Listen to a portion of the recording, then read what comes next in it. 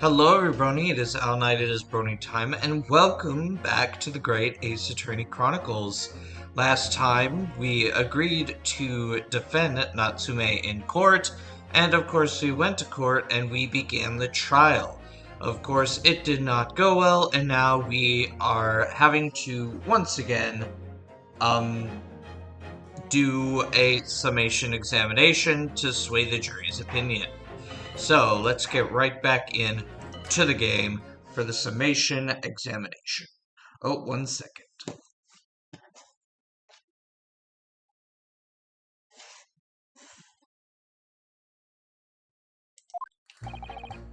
For pity's sake, the little Nipponese oddity already met himself, didn't he? If he said that a woman in green collapsed before his eyes, why, it can only have been the victims. The man would have gone around the house on his way back from the bookshop, not in winter. So the poor woman was attacked from behind, was she? How dreadful. I really don't care. Can we just wrap this up now? I've got work to be doing. Your books, yes, nice shop that.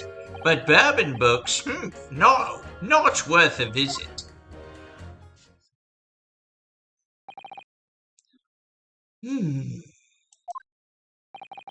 With only minor exceptions, the reason for the finding the defendant guilty are all too clear. When the stabbing occurred, the only two people at the scene were the victim and the accused. And the accused himself has admitted to seeing the victim in her green overcoat sink to the ground before his eyes.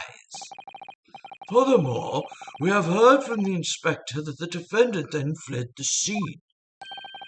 I must say, I would have ample grounds to convict this man already. Oh dear, even the judge appears convinced of Mr. Natsume's guilt now. Why did he have to run away like that? And how are we supposed to believe in some phantom attacker that nobody could see? This is impossible. How could I possibly make a case for the defense?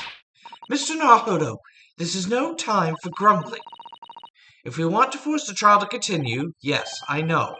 I have to turn the tide. I must make the jurors change their minds. Well, 4 of them at least. Exactly. We'll have no choice but to forge forward. You have the floor, counsel. Begin your summation examination. Yes, my lord. I just need to keep this trial going somehow, whatever it takes. Come on, Rinosuke, you can do it.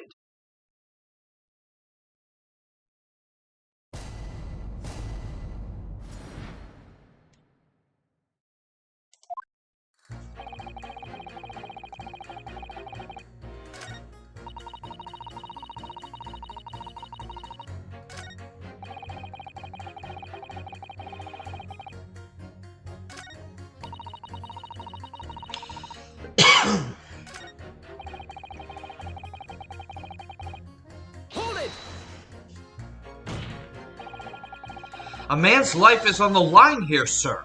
This will take as long as it takes. Don't get clever with me now, son. More loss on the law too, and so is more families. Lots of you wouldn't understand, but a labor like me can't afford to take time off. If I don't work, I don't eat, and neither do the wife and kids. Oh, I see. That must be very hard. I go to the union every morning to find out what needs doing. If you're late and the work's taken, it's tough. This time of year, there's water and gas pipelines bursting left, right, and center. They're after cheap labor to get the roads dug up to fix it.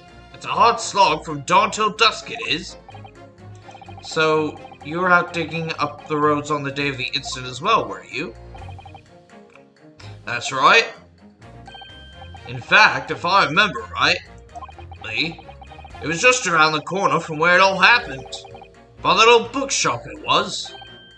What? Another coincidence? That's right. Meerschaum Street it is. Meerschaum Street. On the map, Mr. Naruto, there are only 3 named streets. Juror number 5, I need you to add that information to your formal statement, please. What's important in that? Can't we just get this business over with now? Please, sir, it's important. Fine, I'll do it then.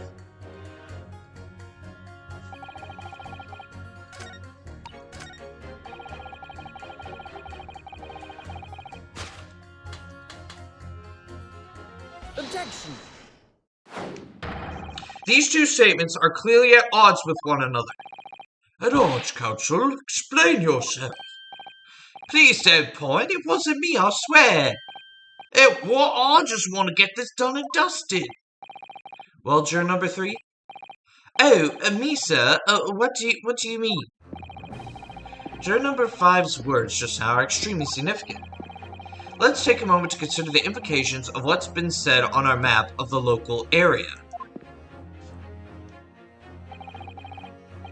On the day in question, Mr. Natsume visited this bookshop to purchase a number of secondhand books. And on the same day, we now know that there were works being carried out on Meerschaum Street, making it impassable.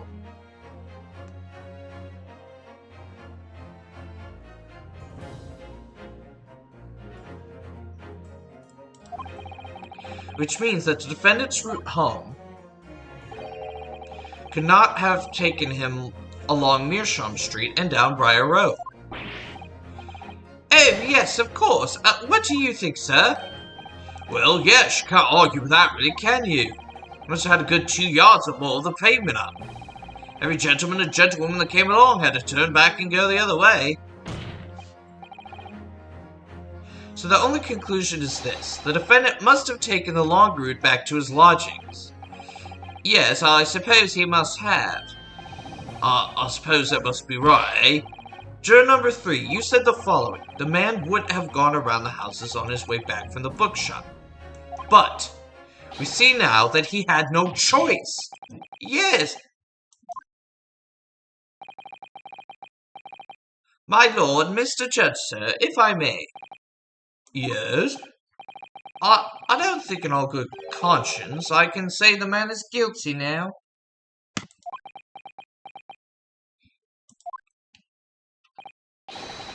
Yes, I'd like to see this trial continue so we can get to the bottom of what really happened.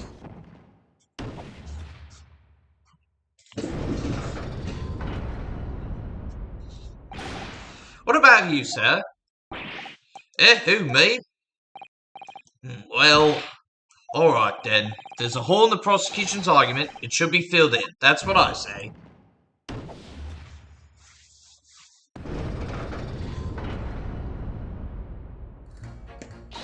Oh, well done, Mr. Naruto. That was wonderful. Well, we've managed to change a couple of minds at least. It strengthened our position somewhat. Yes, and it will prompt the other members of the jury to reconsider their stance as well. They'll be asking themselves if their current leanings are really right or not. Now, if only. If we could just identify one more clue or discrepancy that would make them stop doubting Mr. Natsume, we might be able to tip the balance completely. Yes, that's exactly what we've got to do. And Zinx is looking to bring this trial to an early conclusion. That's what we have to prevent, by whatever means we have at our disposal. Thank you, Counsel. On with the summation examination, please. Yes, my lord.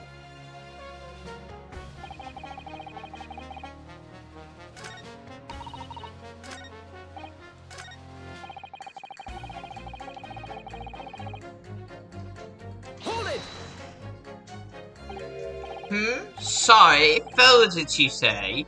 Sorry, I'm sorry, I don't know. Sorry, fold it, you say? Fold what? No, what I said was, hold it. What I wanted to ask was, do you visit your books often? I like the old books they have in there, yes. I enjoy reading them over a nice cup of old tea. That's my daily routine, you see. Same thing every day, including the day you're all talking about. And what time did you visit your books on the day in question? Well, I was picking out books in there all afternoon, and it would have been just before 5 that I left. That's my daily routine, you see. Same thing every day, including the day you're talking about. Just before 5, you say, exactly when the victim was attacked. Are you sure about the time? Oh yes, no mistake there. I remember it well.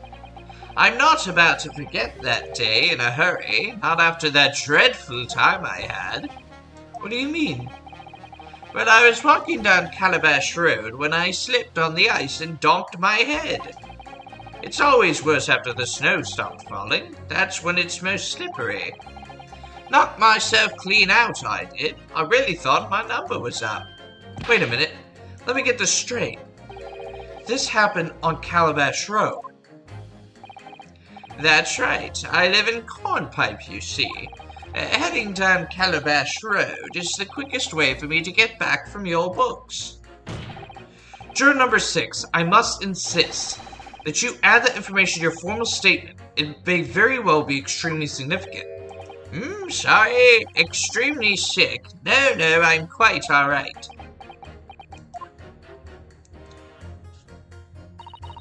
You've changed 2 of the jurors' minds, Mr. Naruto. Yes, just 2 more to go. Deliver the finishing blow now. It's time to turn the tables here. Wish I knew how to do a Sato takedown. I suppose words will have to suffice for now.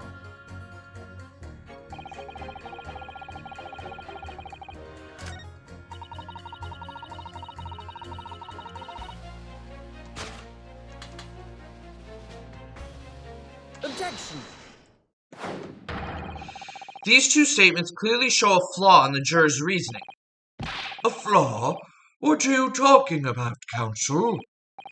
Well, juror number 2, juror number 6. Whatever do you mean, sir?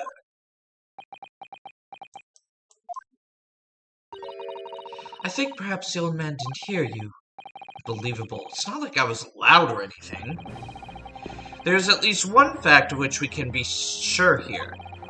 The bookshop receipt found in the defendant's room clearly indicates that on the day of the attack, he had been to your books and purchased a number of second-hand titles. He then returned home on foot. But the man says he has no recollection of his return journey. That's correct. But what he does remember is seeing someone appear in front of him on the way. Someone in a green overcoat who suddenly collapsed on the pavement before his eyes. Yes, we are all well aware of this. The poor young woman was stabbed, obviously. Objection! Can we really be sure of that, madam? Whatever do you mean? I'm sure you heard juror number 6's account of what happened to him that day. That same afternoon, there was somebody else apart from the victim, who was wearing a green overcoat and who fell over on the icy streets in the neighborhood. Oh my! Oh, my goodness, you mean? That's right. I'm referring to, of course, to hard of hearing juror number 6. Are you really suggesting that the person in the green overcoat whom the defendant saw collapse in front of his eyes was the jolly old gentleman on the end of the bench here with me today? That is entirely possible, yes. After all, the old man has a somewhat similar build to the victim. Well, look at that! My goodness me! Sorry, you need a pee. And crucially, let's just forget him. We know precisely where the old man in the green overcoat fell. On Calabash Road. Therefore, if the person who Mr. Natsume saw collapsing in front of him was in fact juror number 6, it means the defendant must have taken the long route back to his lodgings.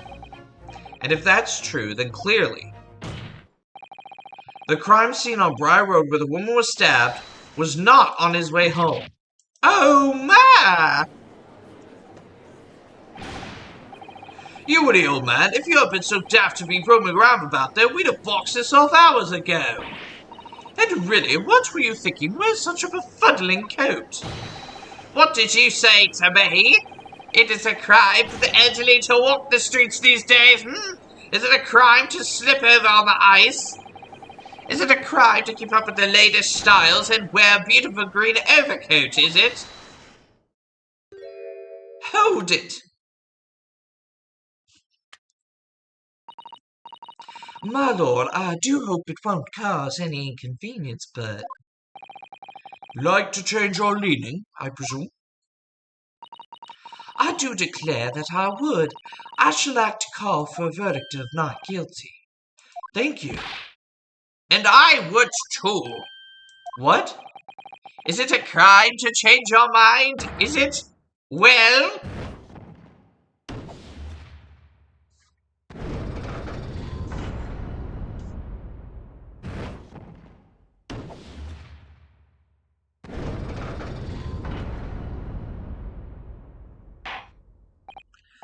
Well, that examination is concluded with a rather large shift in opinion. The ayes 2, the noes 4. So the noes have it not guilty, they say. Which means we no longer have a consensus among the members of the jury. The trial will continue. Objection!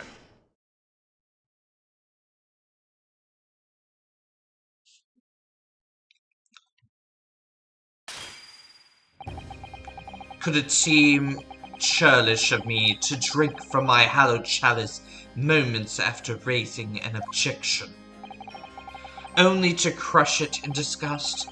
Pray forgive the discourtesy. No, we will not. Lord Van Zeet? It seems I must retract my earlier remark. What do you mean? I mistakenly credited these jurors with intelligence by describing them as insightful, but now they disagree with me, so they're all stupid. Yet we have just witnessed them falling for a cheap trick performed by an Eastern entertainer. Eh? Whatever do you mean? I haven't tricked anyone. Everything I said is the truth. Indeed, stalwart juror number 5 was undoubtedly repairing the road as he claims. I believe you said it was a good 2 yards of the pavement which you have excavated, sir. Oh no, here we go. That's right, took me a whole day, they paid me a measly tuppence for it. Now, my learned Nipponese friend, tell me, do you have any notion of the distance that 2 yards represents? Well, if I'm honest, I don't have a clue, no. 2 yards is a little less than 2 meters. Less than 2 meters, that's not much at all. In other words, a distance readily vaulted by anyone of moderate vigor. Okay, bullshit! First of all, if Natsume, who he said he has no recollection of anything, if he had been walking along the road, I don't think he'd be paying attention to the pavement. He would probably slip in. He wouldn't have know that he has to jump because he would have been paying attention. And 2, no one is gonna take that much of an effort just to get the short way round with the possibility of injury. Come on, Shu. Come on. Write better. This is just an excuse to keep the trial going, and it doesn't make any sense. Would you not agree, my stalwart friend? Me? Well, I can't say you're wrong, no, but I can't say you're right either, so that changes kind of nothing. What? And did you perchance erect a sign to prevent pedestrians from passing the site of your works? I wouldn't dream of it. What a waste of time. This isn't the current year 2024. No coaches would have had a hope of passing anyway, and we just turn any gentlefolk back when they come. Kids just jump right over us all the time. The accused is no gentleman, as far as I can see. I have little doubt, however, that he could spring over a 2-yard trench in his meanderings around town. Ah! Is it true? Is it? The incontrovertible truth is that the books just purchased by the accused were found at the scene. There can be no doubt that on his way back to his lodgings, Mr. Natsume walked down Briar Road. Crushed in a single sentence. And the old man. Cold man, you can talk? You say that at around 5 o'clock on the day in question, you slipped and fell on Calabash Road. Pray, was there a suspicious-looking Nipponese behind you at the time? Oh, I can't say as I remember. You don't remember? How about a wager, my learned friend? You say it was this old man that the accused saw, but I would lay 1,000 to 1 against you being able to prove it. Ah!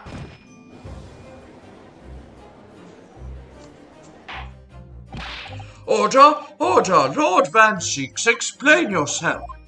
My lord, if you had such a trenchant argument up your sleeve, why in the world did you not proffer it during the summation examination?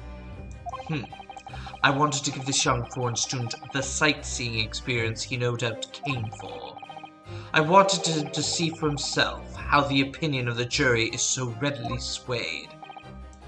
But my hospitality has its limits, and they have been reached, I feel.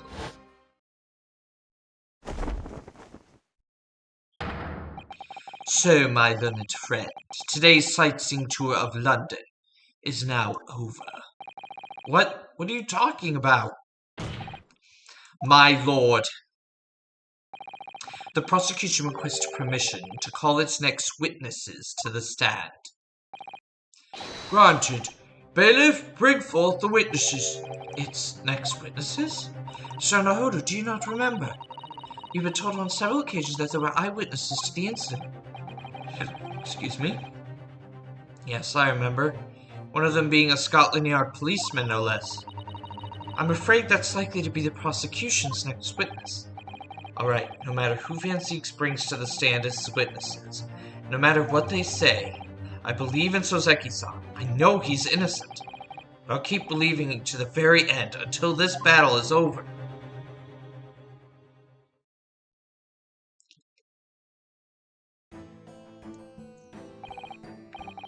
Witnesses, please state your names and occupations for the court.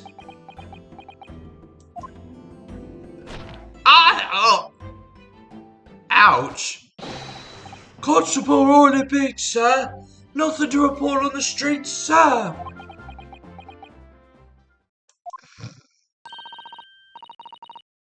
And I'm Mrs. Beat. Patricia's my name. I'm proud to say I'm this young town hero's wife.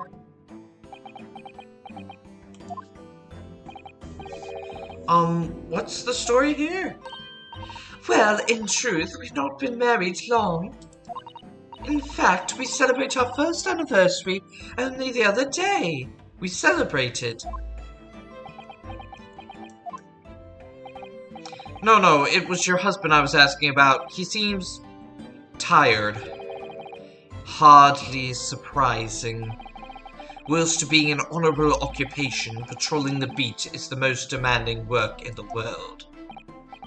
Oh, really? Sure, I've heard that before, actually.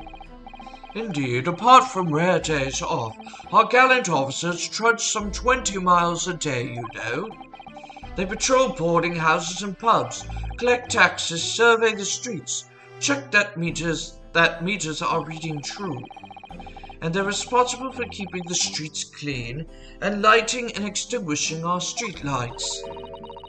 Got it. There are a number of items on that list that don't sound much like policing duties at all. I wouldn't just be falling asleep on my feet, I'd have collapsed long ago.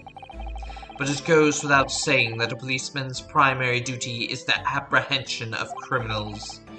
Even when he's off duty, a constable is expected to investigate and resolve any crimes on his beat.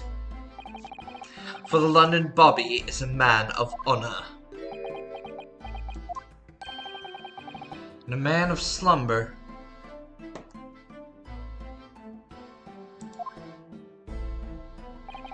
On the day in question, this man and his wife were walking down Briar Road in the opposite direction, and they witnessed the incident as it occurred. Is that not correct, Mr. and Mrs. Beat?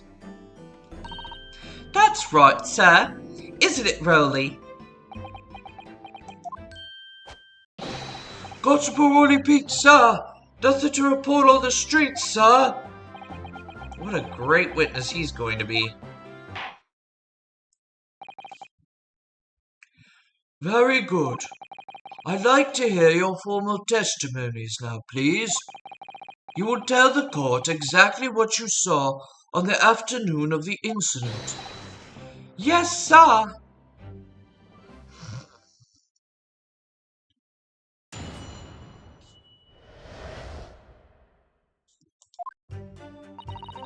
It was our wedding anniversary and Rolly was taking me out for a meal. There was no time to change after work. Anyway, two silhouettes appeared out of the fog on the pavement in front of us. All of a sudden, one of them just collapsed on the floor, and the other scattered something before running off. We ran straight over, of course, and then went for help at a nearby police box. It was definitely that Japanese man on the dock. Rolly and I both saw him as clear as day.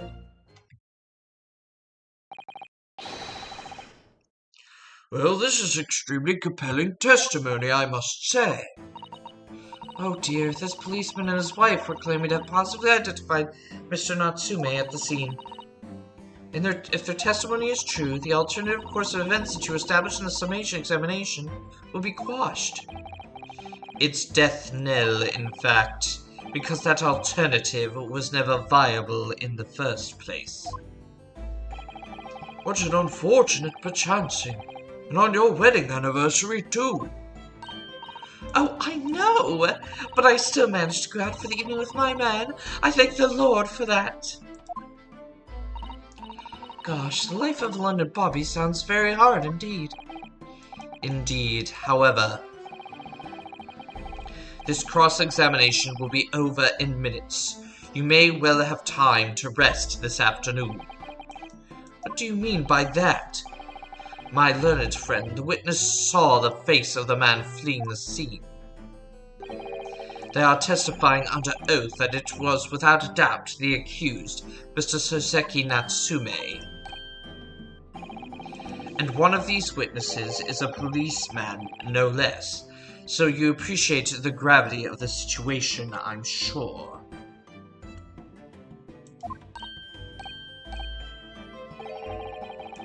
So that the man's so tired his wife has to do all the talking. Enough preamble. Counsel for the defense, commence the cross-examination, please. Yes, my lord.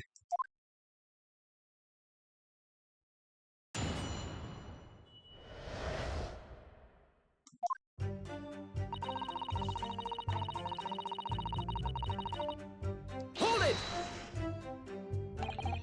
No time to change after work, you say? Are you also a member of the police, Mrs. B? Oh, no, sadly not. It's a job for strapping young men only. Women and children and the elderly can't even apply. Well, I think you could probably see why children and the elderly can't do the job, can't you? I think Rolly looks ever so handsome in his uniform. It suits you down to the ground, doesn't it, darling?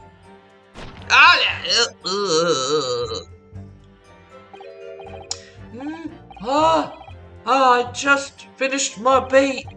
Pat and I were heading back to the station. I was actually planning on getting changed there. Is he talking in his sleep? This is creepy. Oh no, Rolly, I much prefer you in uniform. Sometimes I don't recognize you when I see you in plain clothes. I love you for your job and not yourself. Oh dear, that doesn't seem healthy. Kindly adhere to the point. You were going for a meal after you'd finished your beat for the day, correct? That's right, sir, yes. Although I was fit to drop, to be honest, after spending the whole day on my feet. But policing is my life, sir. As long as I'm proud owner of this, I'll serve my city and my queen to the end. What's that now? My warrant card, sir. Proof that I'm a London copper. It has the noble founding principles of the force written on it as a reminder to all of us policemen of our sworn duty. This game is clearly propaganda. ACAB, bitches. to patrol the streets of London town and uphold the peace of the common man. Which, funny enough, ACAB actually had its origins in London around the 1920s, I believe. And sir, and for such a noble cause I cover 20 miles every single day without fail and without a grumble, because I know that the plodding of my boots is all Londoners need to hear to feel safe and secure. Well, the white ones anyway. So fighting crime doesn't appear to come into it then. But sir, just on that one particular day, I was looking forward to celebrating my wedding anniversary. Mrs. Beat puts up with a lot being married to a puppy like me. I want to show my dear wife how much I care. Oh, Pat. Oh, really? Oh, what a charming couple. Dear love is such a joy to behold. If a little over the top, perhaps? And then, kindly describe what happened next.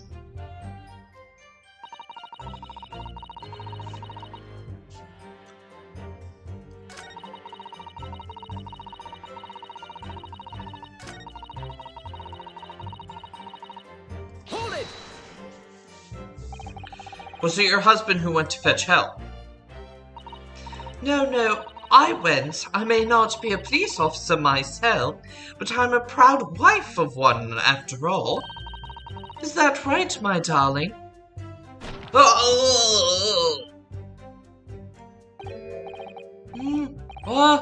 Yes, that's right. I asked Mrs. Beat to go. I was off duty by that point, but a Bobby's never truly off duty, of course, so I felt obliged to stay and guard the scene. Very laudable, Mr. Beat. Preserving the scene of a crime is a task of considerable importance. That's why I sent Patricia, you see. I told her where to find the right police box. Forgive my ignorance, but what do you mean exactly by the right police box? Depends on a crime's location, you see, as to who deals with it. Where the woman was stabbed wasn't actually on my beat. So I told Patricia the way to the police box for the beat the incident fell under so she could go and report it. I ran there as quickly as I could and asked for help from the Bobby on duty. There's nothing more potent than a young couple in love working together, you know. And thanks to your swift response, the case was resolved. The actions of two mortal citizens. Oh, please, you're making us blush, isn't he, darling?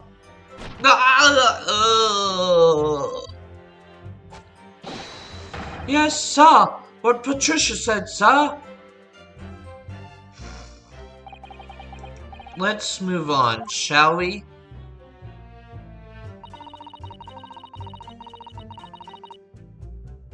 Hold it!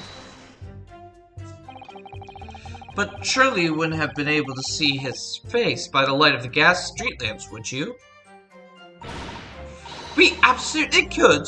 Us others have exceptional eyesight, I have, you know. Right. The light from the street lamps was more than enough. And my husband already told you that the fog was only light, didn't he?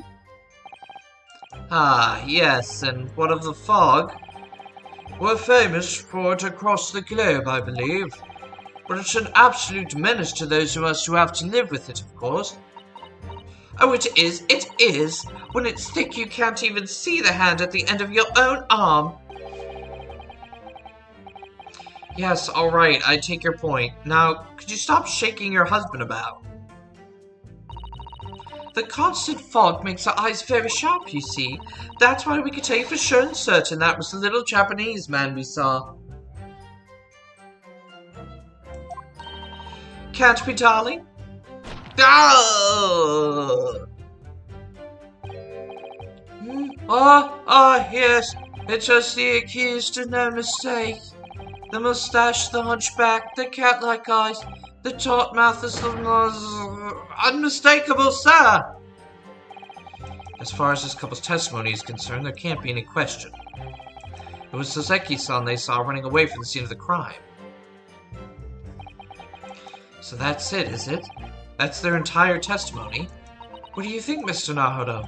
Well, I hate to admit it, but on hearing the testimony, it really does seem as though Mr. and Mrs. Beat saw what they say they saw. Mr. Natsume running away from the scene on Briar Road that day. Yes, I feel the same. So if that's true, where does it leave us?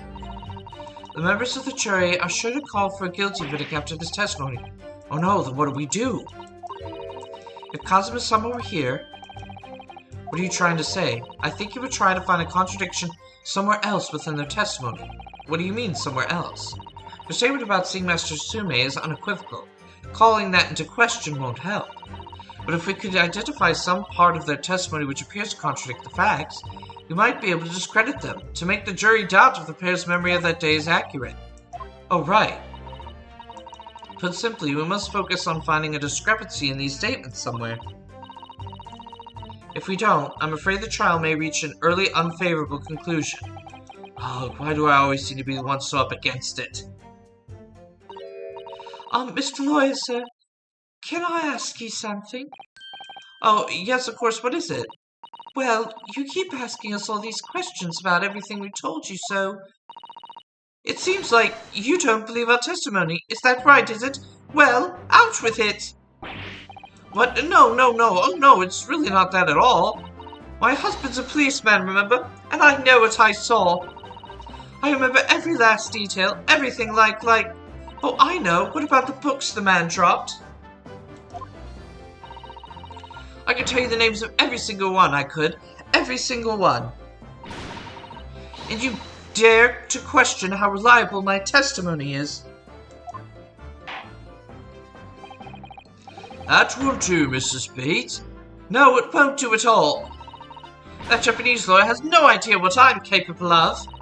Even if I decide to forgive him for insulting us, don't think for a minute that role he will. I really didn't mean to cause offense. Please put your husband's fist down. But perhaps you'd like the opportunity to supplement your testimony, Mrs. Beat. Might that appease you? Oh, thank you, my lord. That would settle things nicely. Wouldn't it, darling?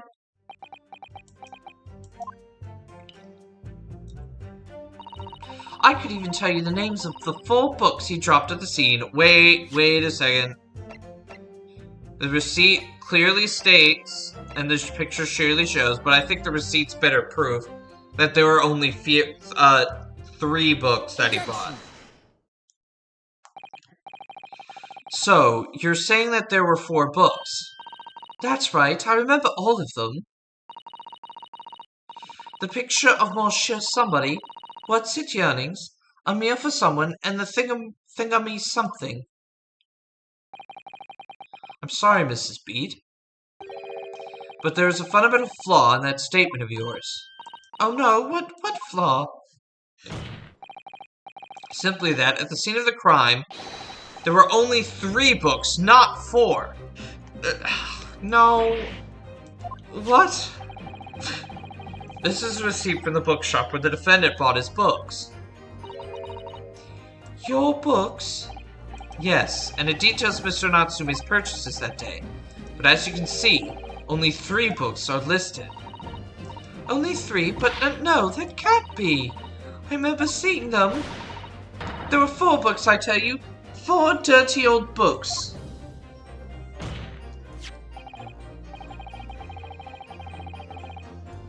Oh, really? Have a good look at this photographic print of the scene of the crime. As you can clearly see from the evidence as well, there are only 3 books.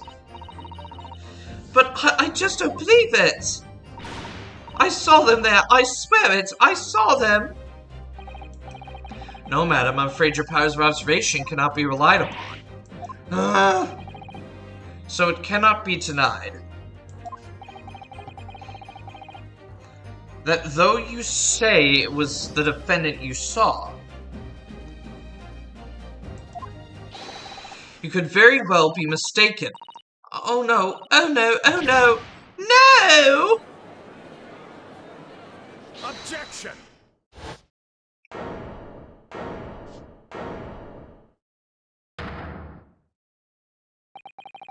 It's plainly evident that it is your powers of deduction that cannot be relied upon, my learned Nipponese friend. What? What cannot be denied is that these two witnesses saw the accused running from the scene. A fact that you know very well you have no hope of disproving. Ah! So you've striven to avert attention from that by a dint of some inconsequential discrepancies. Would that be fair? Ah, he sees right through me. But your plan has somewhat recoiled against you. What are you talking about? It's quite simple. Let me explain with a toast. To the policeman's wife, an entirely accurate testimony in every respect. Oh? You see, the matter is not up for debate. At the scene on Briar Road, a total of 4 books were most definitely found. Objection! But what about the photographic print? It only shows 3 books. Quite right. Only 3 can be seen in that print. That print? You mean to say... Allow me to present another. One that shows the victim's hand. I don't believe it. It's the 4th book. As you will observe, the 4th book was hidden from view in the original print by the victim's torso. No! No!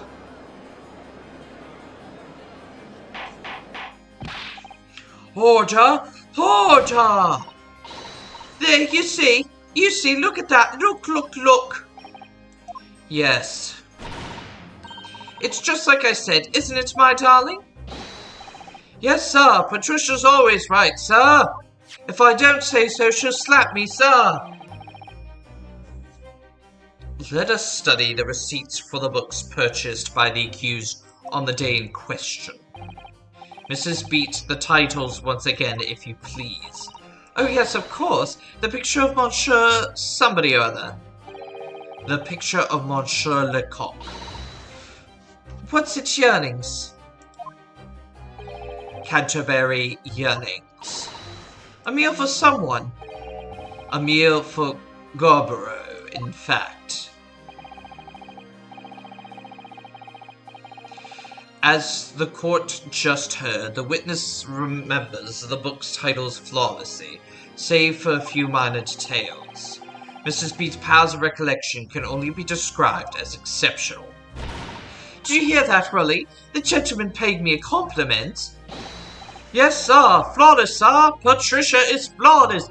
If I don't say it, she'll slap me harder, sir. But there are only 3 books on receipt, and Mrs. Beat mentioned 4. There's nothing surprising about that. Clearly, the 4th book is that which is shown in this photographic print. I'm sorry, counsel, but does that not seem odd? Why should the 4th book be omitted from the receipt? It's not odd at all, my lord. As the photograph clearly shows, the 4th book was found in the victim's clutches. In other words, it belongs to the victim. The victim was holding her own book? I wonder what became of that 4th book. Obviously, it wasn't overlooked by the investigating officers at Scotland Yard. I have it here as evidence. You will submit the aforementioned photographic print to the court, please, counsel.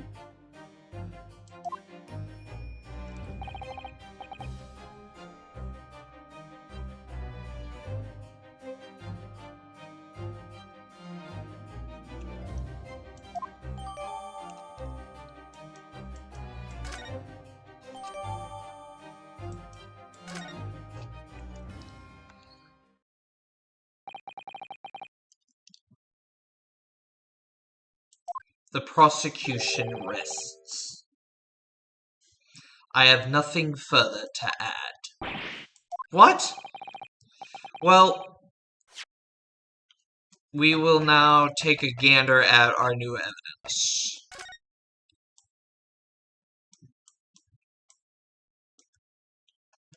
Aha! Oh, look at this! The book has been badly burnt. You're right, you'd never be able to read it in this state, especially not the latter pages. What a terrible waste! Judging from the scorched edges of the paper, I think the damage must have occurred very recently. A book recently damaged by fire. Why does that seem to raise a red flag with me?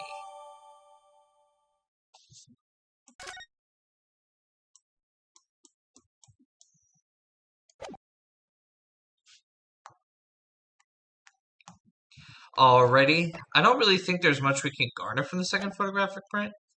You seem surprised, my learned friend.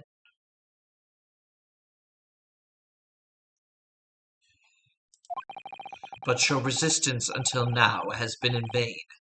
Entertaining, yes, but futile. The spurious longer route to the accused lodgings that you tried to establish in your summation examination, and the attempted discrediting of the witness's powers of recollection in your cross-examination. Futile? I walked right into this, didn't I? You see, everything we said is true. Is that right, my darling? Yes, Pat. Marry me, Pat. So perhaps, ladies and gentlemen, the jury would like to reconsider their positions. Should the court waste any more time on this Nipponese travesty? Or is the decision you have to make all too apparent already? You have heard all of the witnesses and seen all of the evidence. The trial has run its course. Mr. Naruto, I'm afraid we're in a terribly precarious position. I know. If I fight back in the wrong way now, I could very well just make matters worse. Think, Ryunosuke, think. What do you do now?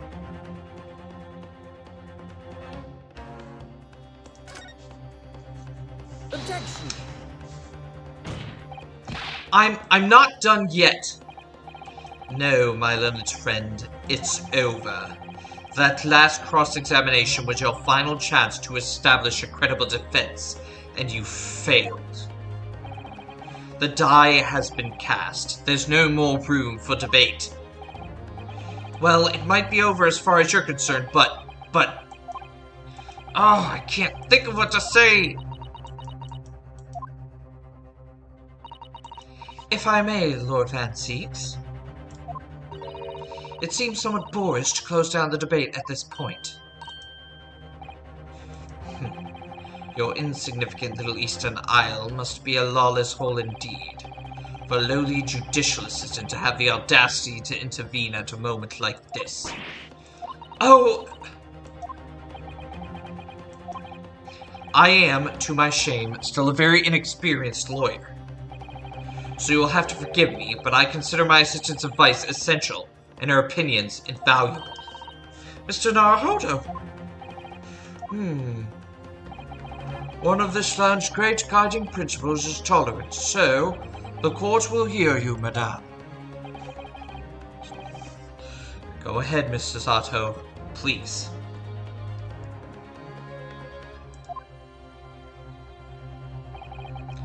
Very well. Pray, what insight can you give us? What have we all overlooked in this matter that you see fit to pursue further?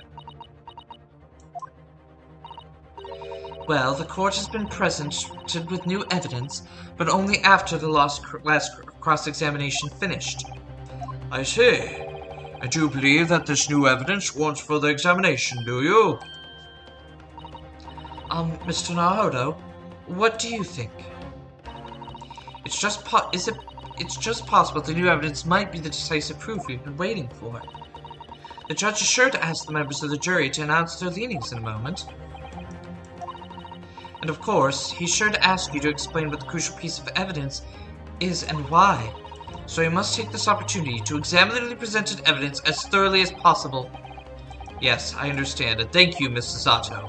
This is it. Sato-san has managed to win us one last chance here. I can't let it go to waste. The defense wishes to present evidence, my lord.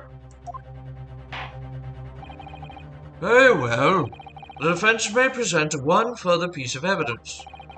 Evidence that apparently offers a profound insight into this case and has hitherto been overlooked.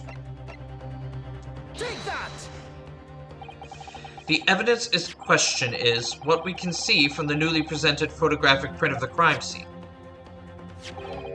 The fourth book found in the victim's hand. Objection! We have already discussed the fourth book at length. Other than it being in the victim's grasp at the time of the incident, no significance has been attached to it. Pursuing the matter further would be a flagrant waste of the court's time, as you well know. Yes. I'm afraid, counsel, I must concur with the prosecution on this matter.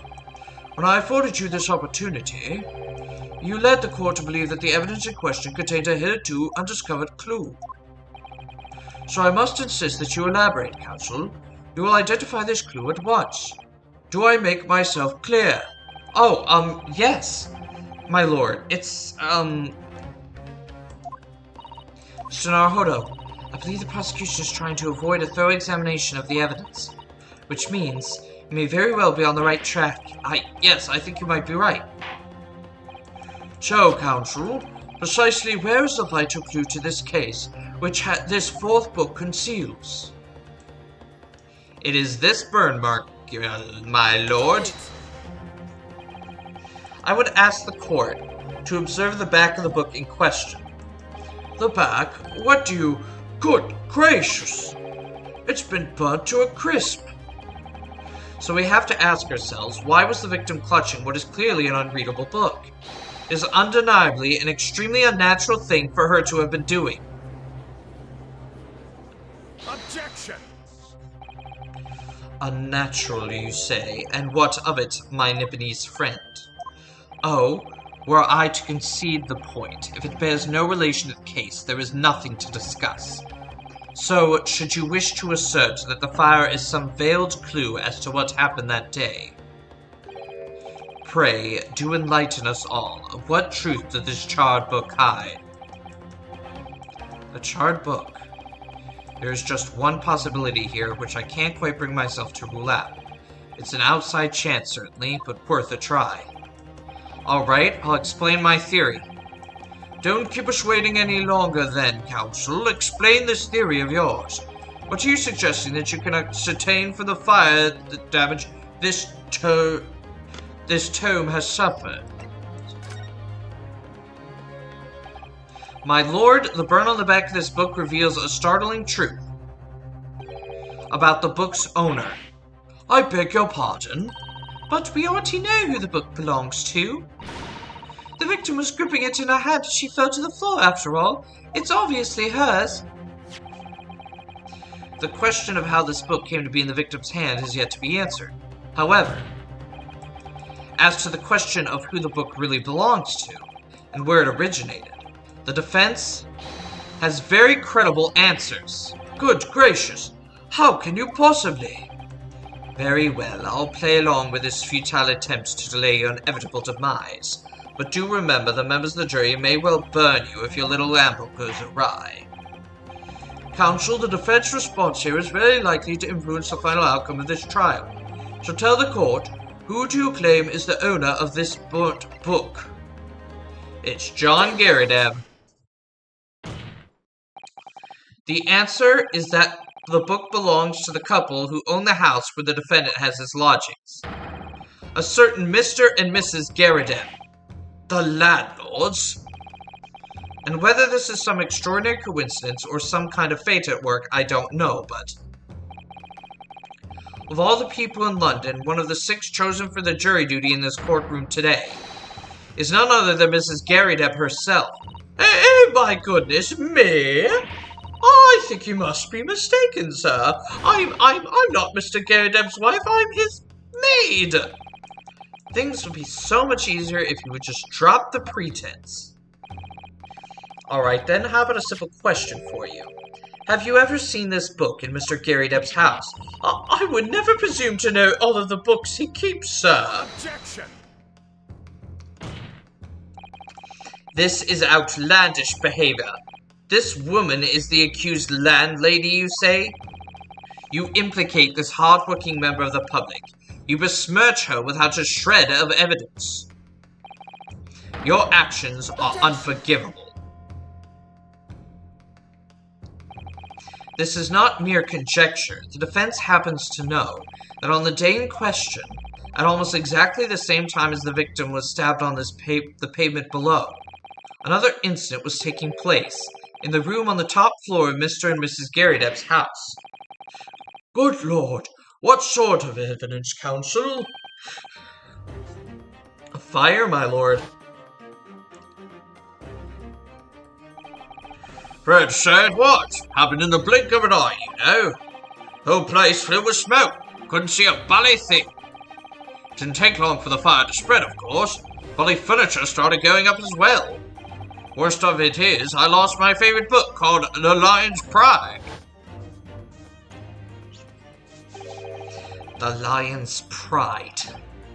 By Jove, the very same title that's the subject of this debate. Oh dear me!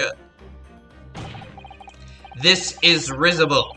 All you've told the court is that the book by the same name was involved in a fire, in which case it would be reasonable to assume that it was burnt to ashes, and entirely unreasonable to infer that it magically removed itself from the scene of the crime. Perhaps it would make more sense if I told you that the cause of the fire was marital discord. Without going into details, it appears that Mrs. Garrydepp was considerably enraged. Apparently, she continued to attack Mr. Garrydepp, even amid the flames. Oh, how awful! I couldn't even imagine being so horrid to the one you love. Can you, Rowley? Absolutely not, sir. My Patricia would never raise a finger against me, sir. No, sir. It never happened.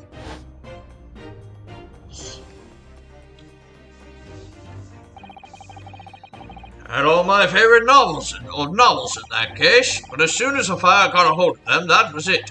Whoosh, up in smoke. And my wife started hurling things at me. There was I, back up against the window under heavy enemy fire, incendiary books coming 10 to the dozen.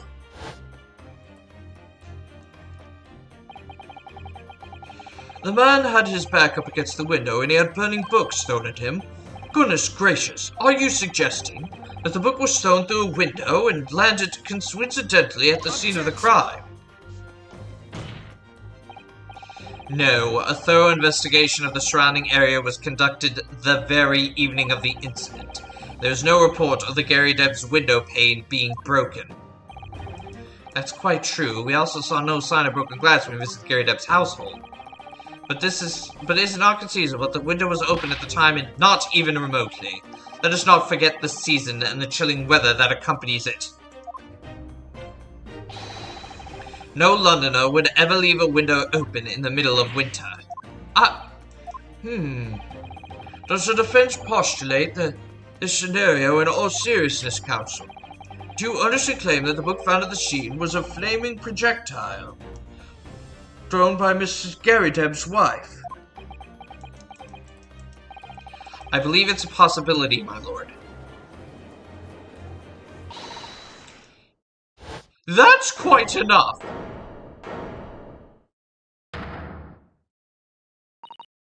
Well, I hope that everyone can see you for what you are now, you little foreign trickster! You call yourself a lawyer, but you're just a coward. A mean coward! Really?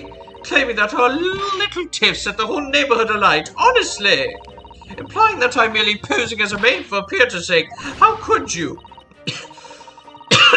Sorry, It's nothing to do with this beastly case, and not any of it. All you've done is sully our family's name. No, I assure you that was never my intention. Dragging an upstanding citizen's name through the mud simply to divert attention from your failing defense. I should box your ears, that's what I should do. It's utterly unforgivable. Too right. Here we go. How long have we sat here now, listening to this Nipponese spouting out his fancy foreign theories? But think about it. At the end of the day, the only person who could have possibly have stabbed the victim is that little hunchback with a moustache. And he ran away from the scene, too. I do declare you're right. It's true. Yes, what did I tell you? Makes sense to me. I'm sorry, what's that? Well, it would appear that the ladies and gentlemen of the jury are once again in full agreement. What is your position, Lord Van Zeeks? In truth, my lord, I feel these have been unnecessary protracted proceedings, but then one must always exercise patience in order to savor the best vintage. No, wait! The mystery of that fourth book still hasn't been... If books are your predilection, my learned friend, study them on your own time.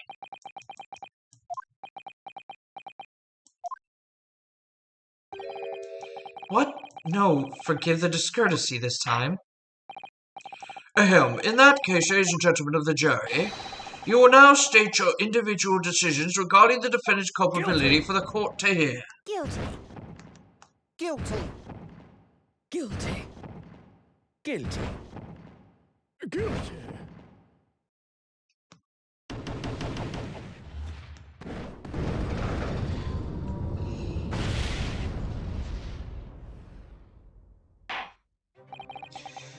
Thank you for their unambiguous response. That's twice now. It's over. Mr. Naruto, don't give up. Mrs. Otto, have you forgotten? The battle isn't over yet. You're not suggesting. Of course. Defense has the right to another summation examination at this point. You have one more chance. My lord, the defense asks to exercise its right to a summation examination. You believe you still have tricks up your sleeve. I don't intend to trick anybody. I intend to uncover the truth. There's no time to be downcast. As long as there's a chance, I have to stay strong and determined. There we go. That's why we went a little bit over 50 minutes. I knew that was coming up. And there we go. We can just stop. And we will get into the summation examination in the next video. So thank you all for watching. Please leave a like, comment, and subscribe to Brony Time for more content, especially more of the great Ace Attorney. Also make sure to share this video far and wide on any social you have so more people can discover this series. I will see you all next time.